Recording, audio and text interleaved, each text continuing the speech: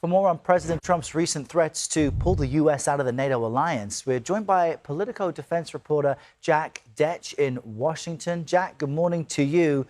Fact check us here, because we know the president is expressing disgust with NATO, in part because he's not getting support to open up the Strait of Hormuz. But can any one lone president pull the U.S. out of this long-term alliance? Well, the answer is yes and no, Errol. The U.S.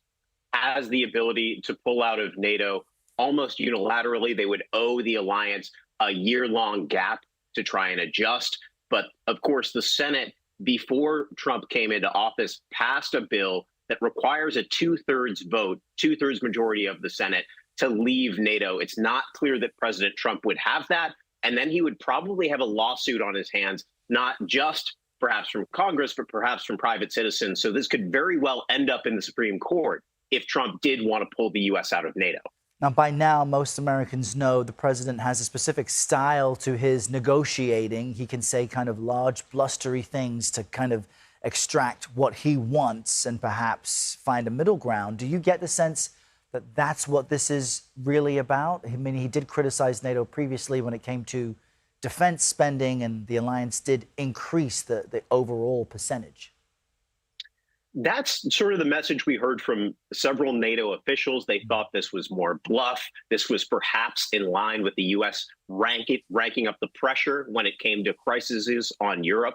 But you still see just this pattern of damaging rhetoric, and perhaps the most damaging rhetoric we've seen from Trump, calling it a paper tiger, NATO, and basically saying that President Vladimir Putin of Russia saw this too.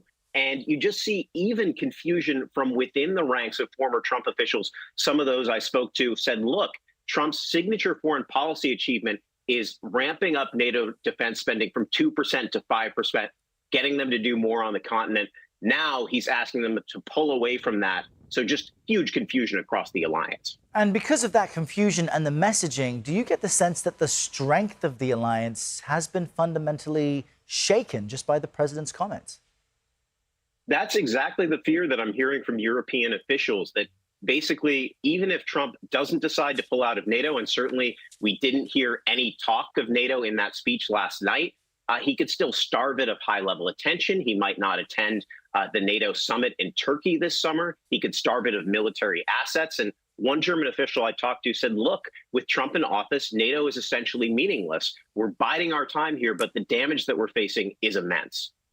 All right, Jack Detsch, we'll keep watching this closely. Thanks for joining us from Washington to walk us through the key details. Thanks for your time.